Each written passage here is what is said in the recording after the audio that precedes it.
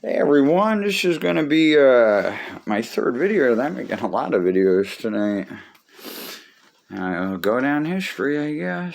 I'm in my apartment. That's my television. That's my PS4. This is my Bible. And this is the scripture we're going to look at. We're going to look at Isaiah. And we're going to go just to, it's the Babylon scripture of Isaiah. If I can find it. I should be right in the page. I'm a little unorganized for this video. I'm getting there.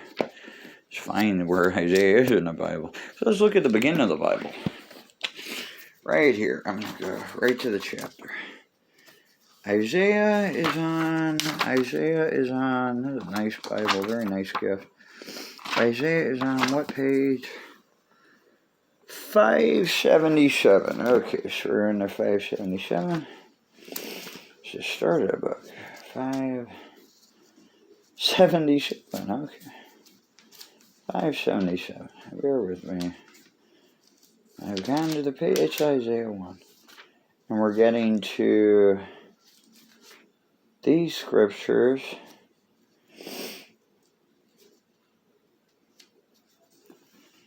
This is it. I'm going to read from this scripture. It's just pressed on my heart. I know the story a little bit. Isaiah preaches that a Messiah will come along. That's Jesus Christ. It's expertly told none of his bones will be bruised. A king will come from Nazareth. We'll check their scriptures. Nothing good for me. I know more about Isaiah. He has a lamentation against a new empire, Babylon, which is going on with our nations right now. The scripture of Isaiah about physical Babylon, spiritual Babylon. It's just, I learned this from other preachers. I guess I got the pulpit. To my channel, I got the pulpit. But I didn't know Isaiah resurrected from the dead, and there's proof of that. And came back 300 years later. But there is proof of that, even though it's not like the most well-known story. Isaiah came back from the dead and started all over again. And they had proof he came back 300 years later. And it was a lamentation on Babylon. And Isaiah is a badass prophet. He's a book named, a whole huge book named after the Bible. It's also famous for the lamentation on Tyre, Isaiah, which is Lucifer falling like lightning from heaven. A lamentation on the king of Tyre and Lucifer. You know about devils, they all run out electricity. And Lucifer fell like lightning from heaven. And we wait for Jesus to also come like lightning from heaven, east or west. If you believe these are the last days, you believe these are in a certain times. And also, if you are a Christian, what should you do? There are a lot of types of Christian. There's chosen, called, and faithful. But if you are a Christian, there's another level to it. There's prophets, saints, and we've heard of those. Anyway, throw them signs. But also, there's a calling to be a watchman amongst many Christians when we live in these times. And a watchman is simply take heed, preach the scripture, but know about the time you're living in prophecy as a watchman. Which is even like that famous graphic novel is about it. Like, I can talk about that too. That famous graphic novel, Watchmen, it quotes the book of Job about watchers. And, like the Billy Crudup version, not the new version, but the Billy Crudup version, it's, like the angel of the Lord come down as a man. But it's in the modern age, so he's affected an experiment. And it's imagery of the sun god, you know. The sun being the radiant one. He chooses Billy Crudup. Like the manifesto, the Illuminati, too. But what a watchman does is, Watchmen, the great graphic novel, the most famous book of the 20th and the movies, and the series, is the Illuminati, it's the manifesto of what they believe in. You know, false flag terror. Yin and yang. This was going to be out of the Bible. It's just going to be on what? Did you like Watchmen? I loved Watchmen. I thought Billy Crudup played it a little cool. I thought the comic book art was a little bit cold. And maybe some of the writing was there, but some of the story was like the murder mystery. That's not really what it's about. It's about other stuff. But it made everyone's heard of it. It's also based in biblical stuff too, about watchers and being a watchman. Which means the watchman in the Bible is the guy on the tower of the nation blessed by God, or the city blessed by God, to watch for enemies of all sorts around you. devil enemies, armies of enemies, and they're on the tower saying, we got to warn about the enemies, but if no one hears the warning, when they come right in. And Jesus even says that if, and of course Jesus would say, if the strong man knew when the thief was coming in, if the man in his house knew when the thief was coming in, he would have security, he'd dial 911, he'd protect himself.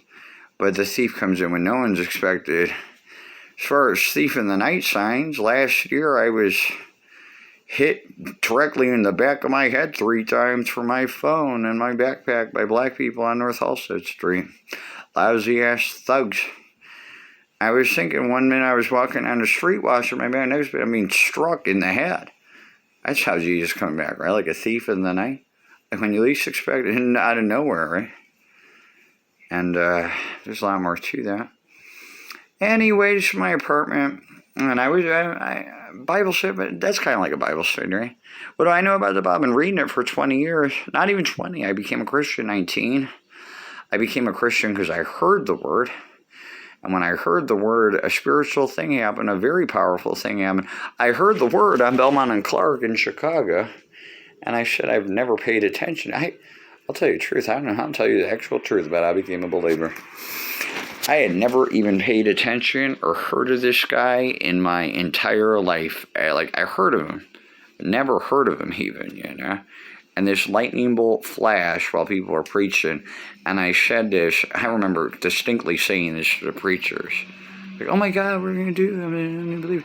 It's like I even said I never heard of this guy in my life. I don't know anything about. I'm gonna dedicate my whole life to him right now. And I did. So, and the lightning bolt struck. And it really struck, and it's striking more in this 20-year journey. I'm 38, I just had a birthday. And I know about a couple of religious philosophy, Orientalism, Necronomicon, Alan Moore, Philip K. Dick, any last Hollywood movie in the Bible. Brushing my teeth with creams, I wish I knew more about that. I'm old and wrinkly. Medicine a little bit, I just don't know a lot about a lot besides I don't have much money. I know about my Bible, though. Which I'm kind of don't have any friends right now. It's my family. I had a bunch of friends who were not. And I find myself back in Chicago, same check, paying my rent. And my family's helping me. I'm very thankful for the help. Waiting on my next stimulus. I got a guitar, some music on here. And that's just what I'm doing, collecting my check. Working, I did an odd job. I worked couple months ago at my brother's. I didn't get paid much money. Landscaping. It's just fucking hard. I don't like to do it, and the money was nothing. But he got me this PlayStation, and that's a super high, that's a very expensive item. $500 is what he spent altogether. And I only make $3 after I pay my rent. And I gotta pay him back, which I think, with the money he really makes. But I'm not gonna talk about family trouble on here. So, improv, go with the flow. But I got this show. And I gotta pay for this show. It's like, well, he put up 2. Family, someone told me the secret about family. You think family doesn't give a shit about you sometimes. But they're always watching, always in earshot, always do. Most families. You come from a family. I guess we all come from a family. We're orphans or self-made. Pray for them. Pray that they get lives of their own and families of their own. Because I have a family.